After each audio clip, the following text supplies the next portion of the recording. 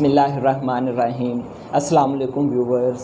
आज हम present perfect continuous tense पर बात करेंगे, जिसे प्रोग्रेसिव टेंस भी कहते हैं।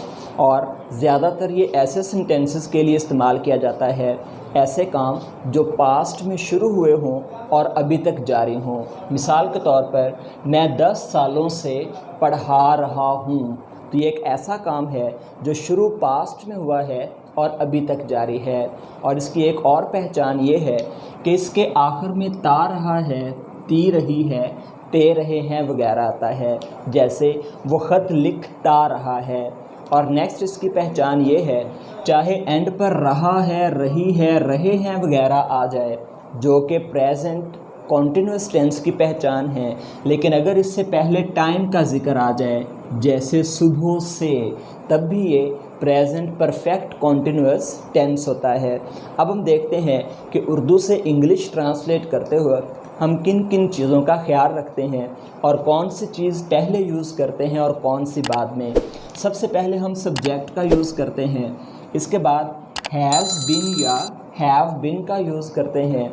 नेक्स्ट हम वर्ब की फ़र्स्ट फॉर्म के साथ आईएनजी यूज़ करते हैं। इसके बाद ऑब्जेक्ट और सिंस और फॉर का यूज़ किया जाता है। बाद में हम डिस्कस करेंगे कि हम सिंस कब यूज़ करते हैं और फॉर कब यूज़ करते हैं। पहले इन एग्ज़ाम्पल्स को उर्दू से इंग्लिश में ट्रांसलेट करते हैं। और एक और बात कि सिंस और फॉर का हम यूज़ तब ही करेंगे जब सेंटेंस में टाइम का ज़िक्र होगा। मसलन, मैं 10 सालों से पढ़ा रहा हूँ, वो सुबह से ख़त लिख रहा है। ये दोनों सेंटेंसेस ऐसे हैं जिनमें टाइम का ज़िक्र है, लेकिन सेकंड सेंटेंस वो ख़त लिखता रहा है, इसमें टाइम का ज़िक्र नहीं है।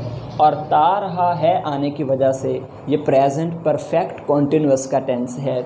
अब हम इन्हें उर्दू से इंग्लिश ट्रांसलेट करते हैं। मैं 10 सालों से पढ़ा रहा हूँ, तो सबसे पहले हम सब्जेक्ट का यूज़ करते हैं आई के साथ हम हैव बीन का यूज़ करते हैं। I have been. वर्ब की फ़र्स्ट फॉर्म के साथ आईएनजी हम टीचिंग यूज़ करेंगे।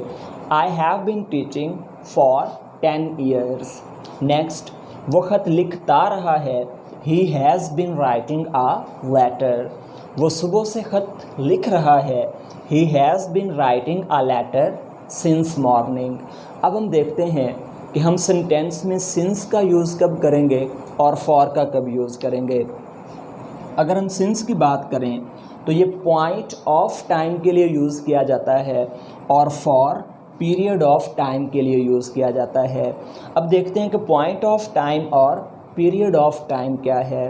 पॉइंट ऑफ टाइम से मुराद है कि काम शुरू होने का तो वक्त पता हो, लेकिन इसके एंडिंग का पता ना हो। ऐसे सेंटेंसेस में हम सिंस का यूज़ करते हैं, जैसे मॉर्निंग, यानी कि कोई काम मॉर्निंग से शुरू हुआ, कब तक जारी रहा नहीं पता। इसी तरह 2007, सिर्फ पॉइंट ऑफ टाइम पता चल गया और हमें एंडिंग टाइम का नहीं पता। इसी तरह 2 o'clock, ये भी स्टार्ट टाइम पता है, एंडिंग नहीं पता। इसलिए इस तरह के टाइम के साथ हम सिंस का यूज़ करेंगे। और पीरियड ऑफ टाइम से क्या मुराद है कि कोई भी काम एक स्पेसिफ़िक पीरियड, जिसका दौरानिया आप कह लें, जैसे पीरियड स्कूल में लगते हैं या कॉलेज में घंटे का, आधे घंटे का, तो ये एक दौरानिया है। तो दौरानिए के लिए हम जैसे 2 घंटे, ये शुरू भी हुए और एंड भी हुए, तो 2 घंटे का दौरानिया, 7 महीनों का दौरानिया, कुछ भी सालों का दौरानिया। तो दौरानिए के लिए, पीरियड ऑफ टाइम के लिए हम फॉर का यूज़ करते हैं। इन सेंटेंसेस में भी जाहिर है, मैं 10 सालों से पढ़ा रहा हूँ, तो 10 साल एक दौरानिया था, इसलिए हमने इसके साथ फॉर 10 ईयर्स यूज़ किया। और वो सुबह से ख़त लिख रहा है, अब सुबह से पॉइंट ऑफ टाइम का पता है, एंडिंग टाइम नहीं पता, इसलिए हमने इस सेंटेंस में सिंस मॉर्निंग का यूज़ किया।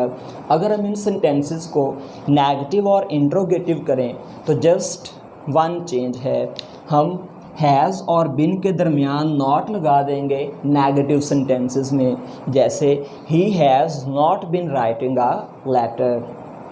और अगर हमने इंट्रोगेटिव करना हो तो हम हैज़ या हैव को शुरू में ले आएंगे फिर सब्जेक्ट लगाएंगे, उसके बाद बिन का यूज़ करेंगे। For example, has he been writing a letter. अब हम देखते हैं कि इस टेंस को हम यूज़ कहाँ कहाँ पर करते हैं और किस जगहों पर इसका यूज़ हम नहीं कर सकते। अगर इसके यूज़ेस की बात करें तो एक पहले हम कर चुके हैं कि ऐसा काम जो पास्ट में शुरू हुआ हो और अभी तक जारी हो। नेक्स्ट इसका यूज़ क्या है, रिपीटेड एक्शंस, यानी कि पास्ट में रहते हुए जो काम रिपीटेडली होते रहे उनके लिए हम प्रेजेंट परफेक्ट कॉन्टिन्यूस यूज़ कर सकते हैं। मसलन, I have been reading this novel every day for a month, यानी कि पास्ट के किसी महीने में मैं रोज़ाना ये नावल पढ़ता रहा हूँ।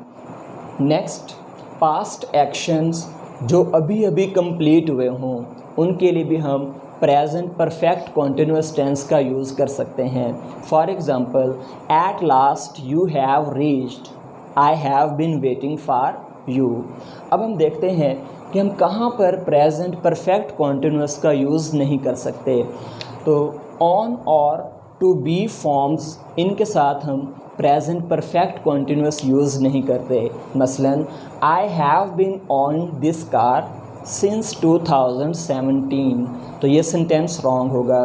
हम इसे इस तरह कर सकते हैं, I have owned this car since 2017।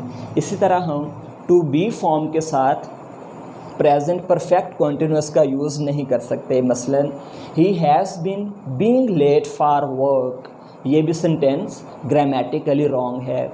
आज हमने प्रेजेंट परफेक्ट कॉन्टिन्यूस टेंस पर बात की, जिसमें इसकी पहचान क्या है, इसे उर्दू से इंग्लिश ट्रांसलेट कैसे करते हैं, सिंस कहाँ पर यूज़ करना है, फॉर कहाँ पर यूज़ करना है, इसके नेगेटिव और इंट्रोगेटिव सेंटेंस देखें और हम कहाँ पर प्रेजेंट परफेक्ट कॉन्टिन्यूस का यूज़ कर सकते हैं और कहाँ पर नहीं कर सकते, इन तमाम चीज़ों पर बात की।